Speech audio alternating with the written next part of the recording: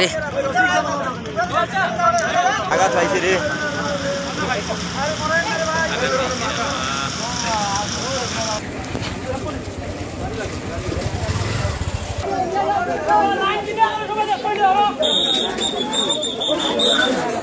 গত 7 তারিখে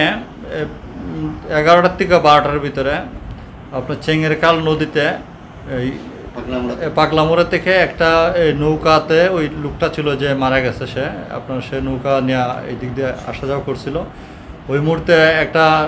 বরিশাল গ্রামে একটা জাহাজে সে আসা আপনার ধাক্কা মারছে ধাক্কা মারাতে ওই লোকটা সাথে সাথে নৌকা সহ নিজে পড়ে গেছে পরে স্থানীয় আপনার ফায়ার সার্ভিস এবং স্থানীয় লোকজন দুদিন ধরে খোঁজাখুঁজি করতেছে খোঁজাখুঁজির পরে আজকে এক মুহূর্তে ট্রলার খাল নামক স্থানে ওই লোকটাকে পাওয়া গেছে মৃত্যু অবস্থায় দেখা গেছে তো আমরা সংবাদ পাইলাম যে লাশটাকে উদ্ধার করে নিয়ে আসছি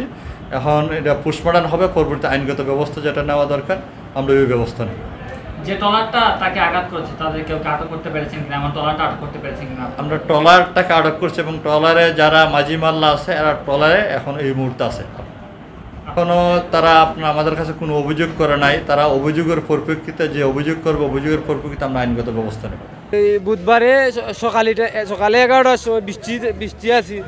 আর এই বড় লঞ্চে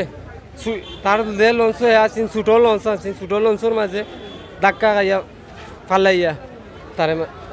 3 দিনে তারে আজকে মিলছে 3 দিন ও একজন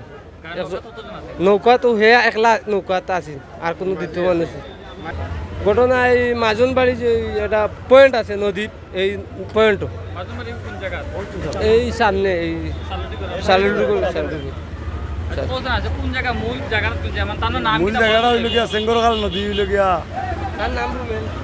রুমেল মানুষের নাম মিথিমলর সে আজকে 3 দিন আগে বড় জাহাজে বাড়ি মারিয়া ছোটো নৌকা আছিল কাঠর নৌকারে বড় জাহাজে ভাঙি দিছে ভাঙার পরে আজকে 3 দিনে মিলছে আর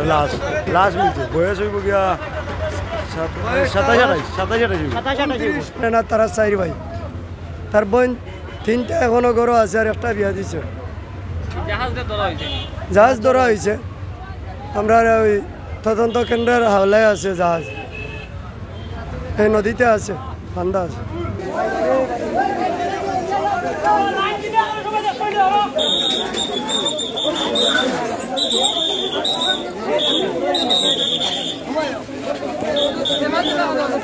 কি তো হইছে বা